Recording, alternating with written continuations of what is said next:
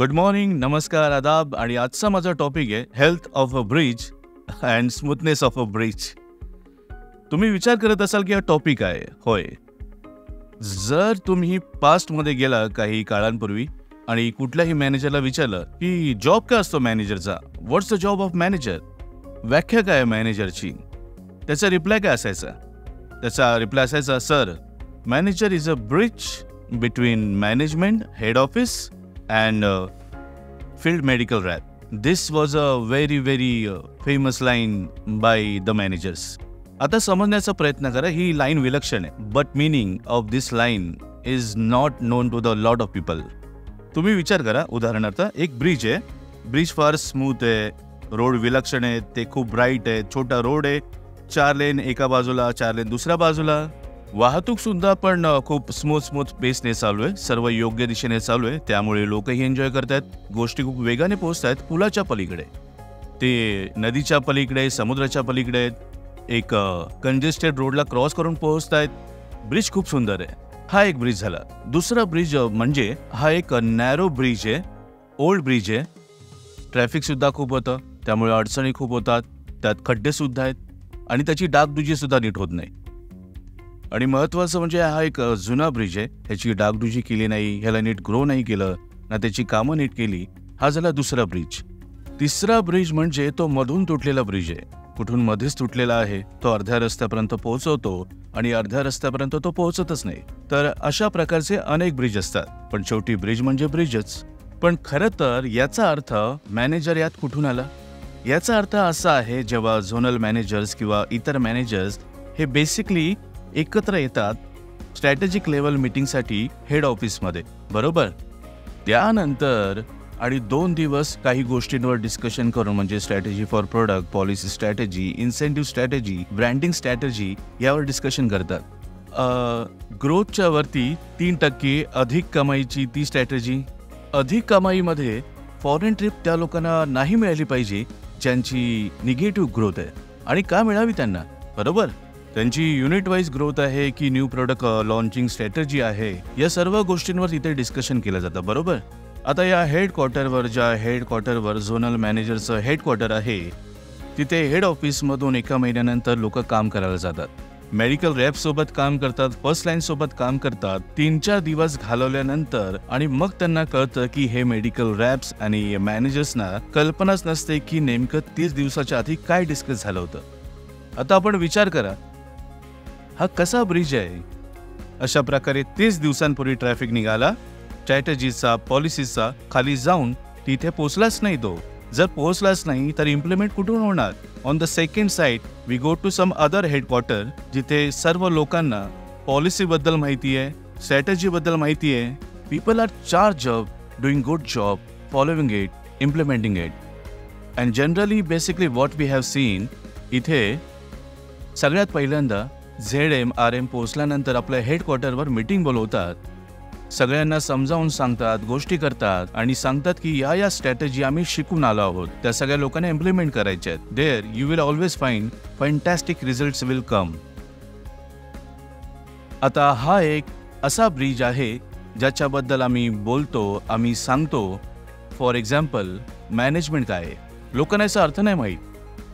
आता नेमकं काय झालं, मी माझ्या स्वतःच्या डोळ्याने पाहिलंय. RMची मीटिंग झाली, एरिया मॅनेजरची मीटिंग झाली, because head office slowly gradually reaching only up to RM and area managers. I am trying to reach area wise. Delegation एक गोष्ट आहे की ज्यात म्हटले जाते की सिनियर्स आपली पॉवर, आपली रिस्पॉन्सिबिलिटी देऊन टाकतात स्लोली ग्रॅज्युअली आपल्या ज्युनियर्सना आणि अपेक्षा करतात की ज्युनियर्स प्रयत्न करतील. पण अनफॉर्च्युनेटली असं नाही होतंय. डेलिगेशन्स नंतर RMच्या मीटिंगमध्ये RMला बोलावलं गेलं आणि त्याला सांगितलं गेलं की ह्या गोष्टी करायच्या आहेत.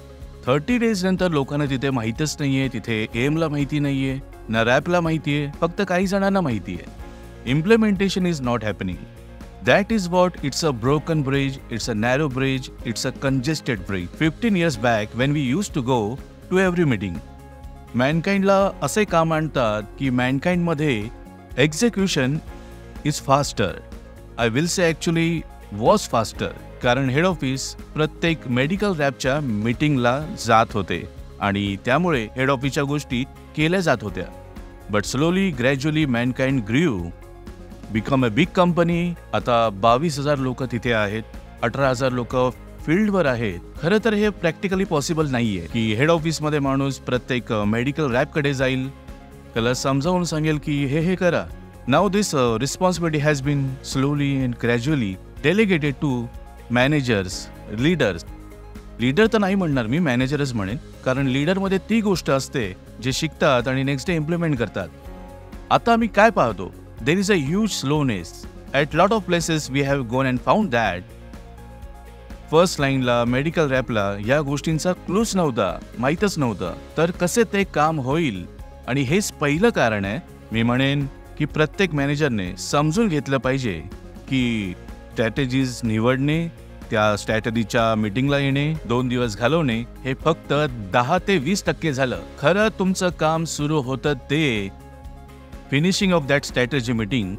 80% job is spreading that, making sure, going over there, demonstrating and making sure it is been properly implementing. आणि नेमकं हेच नाही होतंय. आणि जेव्हा हे नाही होत तर सगळं बेकार आहे. आपला खरा जॉब हाच आहे. इथून या ब्रिजवरून सुरू झाला 9:10 आणि 9:40 म्हणजे 30 मिनिटांमध्ये, 30 दिवसात. पण आपल्या सगळ्या लोकांना माहिती आहे. त्यानंतर आपण सतत फॉलो करत आहात. यासाठी कशाची गरज आहे? 1, हा डोक्यात ऑब्जेक्टिव्ह राहील. माझे सगळ्यात मोठं काम आहे जे आम्ही शिकलो ते मला पसरवायचं आहे आणि make sure everybody is doing it. त्याकरता काय पाहिजे? Current, passion. जर माझ्यात पॅशनच नाहीये, करण्याची भावनाच नाहीये, तर हे होणार नाही. आणि जोपर्यंत एक मोठा लीडर आपल्या टीमच्या साईजपेक्षा त्याचं पॅशन डबल, ट्रिपल, 4 टाइम्स नाही होत, हायपर नाही होत, तोपर्यंत या गोष्टी इम्प्लिमेंटच नाही होत.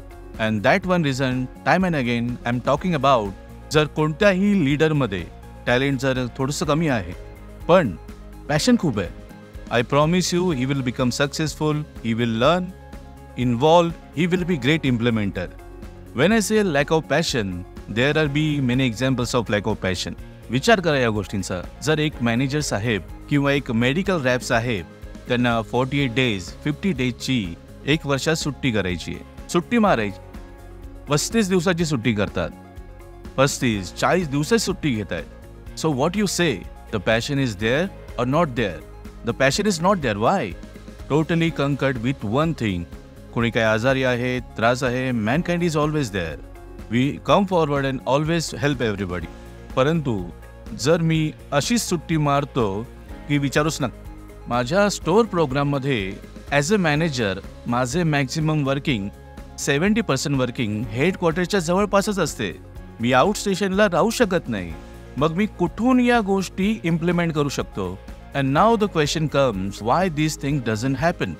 Because if you don't have passion, if you don't have a right planning. पण मी एक स्ट्रॅटेजिक मीटिंगमध्ये गेलो, 2 दिवस घालवले. आता माझे ऑब्जेक्टिव्ह आहे, माझी पूर्ण टीम 50 लोकांना माहिती असली पाहिजे. याचा अर्थ काय की माझे जे इमिजिएट ज्युनियर्स आहेत 8-10 त्यांना माहीत असले पाहिजेत. याचा अर्थ हा आहे मला त्यांच्या हेडक्वार्टर्सपर्यंत जायचं आहे immediately in next 10 days time. माझा टूर प्रोग्राम त्या हिशोबाने बनला पाहिजे. मी तिथे जाईन, मी लोकांशी बोलेन, मी लोकांची मीटिंग बोलवेन, मी फील्डमध्ये काम करेन and I demonstrate that. And this cannot happen without passion, without right planning, without following in tour programme. So please understand, जोपर्यंत आपण जाणार नाही, लोकांशी बोलणार नाही, तोपर्यंत इम्प्लिमेंट नाही होणार. At some of the places we shock to know that manager knows it, the medical rep is not working. Many medical reps is manipulating. पण तिथे काही ॲक्शन नाही घेतली गेली. सर, भीती वाटते, तो खूप जुना आहे आणि त्याची खूप मोठी सेल आहे म्हणून ॲक्शन नाही घेतली. का नाही घेतली sir? You are a week. If somebody is good, okay, fine, perfectly fine. But somebody is manipulating you, तो नाही राहणार. Whether he is a medical rep, whether he is a manager or anybody. तो top leader आहे, bottom manager आहे किंवा medical rap आहे, कोणत्याही स्थितीत नाही राहू शकत नाही. हेडक्वार्टर बंद करा, नो प्रॉब्लेम. काही प्रॉब्लेम आला तर we will not bend on this side. चांगलंय, ऑल राईट. आणि जेव्हा पण आमच्याकडे अशी काही न्यूज येते तेव्हा कोणाबाबत काही गोष्टी करतो, so we have our own mechanism. What is that? आम्ही अपेक्षा करतो की कोणी आम्हाला डबल चेक, ट्रिपल चेक करेल. कोणाच्या पॉलिटिक्समुळे चुकीच्या फीडबॅकमुळे कोणाचा जॉब नाही जाणार. So going forward, if you want to judge any junior, any RM, any area manager, any ZM, just ask a question. आपण ZM साहेब आहात, आपण आपल्या RM साहेबांना out of 10 how many numbers you gave in execution, की जेव्हा पण 1 महिन्यानंतर जाता हे सांगितल्यानंतर त्या एरियामध्ये काम करण्यासाठी की सगळे लोक काम करत आहेत की नाही करत आहेत. On the basis of that you give the number. If somebody course 7, 8 or 9 number, then you can consider it very good. Then you will come to know while working in the field किंवा कोणत्या BT मध्ये आपण असेच प्रश्न विचारणे सुरू केले, medical रॅपला माहीत आहे की नाही माहीत, त्याचा रिस्पॉन्स आपल्या फील्डमध्ये रिझल्टच्या शेपमध्ये का नाही मिळणार. जनरली होतं काय, जास्त करून गोष्टी इन्क्लूड नसतात. Why the response does not come, why the results are pathetic, आणि why the growth is in single digit. जेव्हा रॅपला काही माहिती नाहीये, जेव्हा रॅप्सकडे मेसेज नसतो, माझ्या चांगल्या गोष्टींसाठी आय विल गेट रिवॉर्ड, माझ्या वाईट गोष्टींसाठी I will get punishment. For good things I will get appreciation and this is the strategy, your support on the company. जेव्हा या गोष्टी माहीत नसतात, ॲक्शनमध्ये नसतात, विचारला नाही जात, फॉलोअप नाही होत, तेव्हा रिस्पॉन्स पुअरच असतात. आणि काही वर्षांपासून हे सतत चालू होतंय. Now we are just taking this things. आणि आपला जो नेक्स्ट, जर मला तुम्ही विचारत असाल, या 3-4 गोष्टींबद्दल सारखं तुम्ही बोलतात. Number 1 is integrity. I am talking about that in the past. Second passion.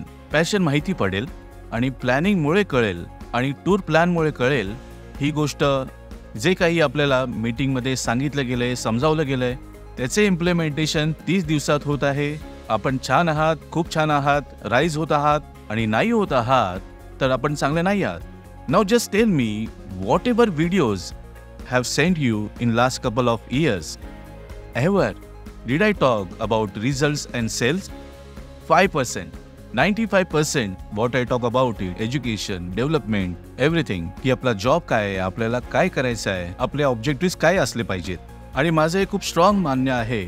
I can tell you honestly, there is no company like Mankind. Mankind is one of the fantastic company. We have wonderful culture, amazing environment. जर कुणी व्यक्ती ह्या कंपनीमध्ये grow नाही करू शकत किंवा नाही करत आहे, आय हॅव नो डाऊट की तो कोणत्या दुसऱ्या कंपनीत ग्रो करू शकेल. प्रॉब्लेम कुठे झालाय, our liberal policy has been taken as our business and people are exploited those policies and survive for good number of years. पण आपण लक्ष द्या, again I am telling you very very strictly. Headquarter बंद करावे लागले, sale नष्ट झाला, no problem.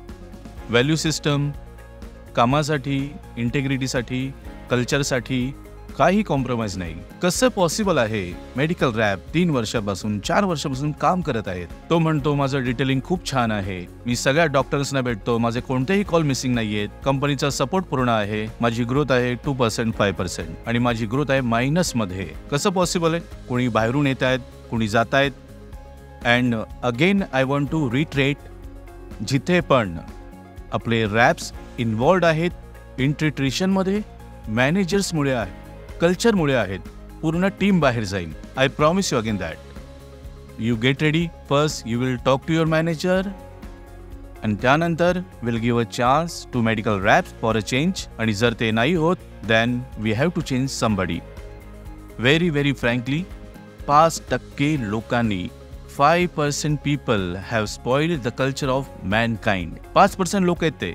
आता विचार करा मित्रांनो, 225 मॅनेजर किती होतात? दे आर नॉट इवन 3% नाही आहेत.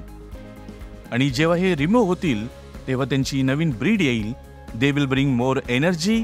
आणि आमच्या ज्या नवीन डिव्हिजन्समध्ये आम्हाला जे खूप सारे मॅनेजर्स पाहिजेत, आम्हाला जवळपास 500 मॅनेजर्स हवेत.